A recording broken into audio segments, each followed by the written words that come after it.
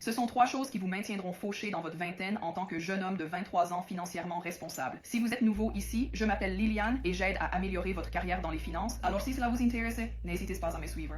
La première chose à faire est de vivre au-dessus de ces moyens. Je pense qu'avec les médias sociaux en particulier, c'est vraiment mis en avant parce que vous ne voyez pas seulement ce que font vos amis et vos collègues de travail. Beaucoup de gens augmentent leur train de vie à mesure que leurs revenus augmentent, mais pas leurs économies. Ce qui explique qu'il y ait encore beaucoup de personnes qui gagnent un salaire à 6 chiffres, vivant d'un salaire à l'autre. La deuxième chose qui vous permettra de rester fauché dans la vingtaine est l'utilisation de services tels que Buy Now, Pay Later, acheter maintenant, payer plus tard. Je sais que beaucoup de gens les utilisent parfois pour des besoins essentiels, mais je pense que cela peut vraiment conduire à une pente glissante. Je pense qu'il vaut mieux l'éviter si possible et n'acheter que des articles que l'on peut payer en totalité sans avoir à recourir au NPL. La troisième chose qui, à mon avis, détruit vraiment le budget d'une personne est le retrait de l'épargne que vous aviez promis d'épargner, mais que vous utilisez pour vos dépenses. Il faut que vous écoutiez cela.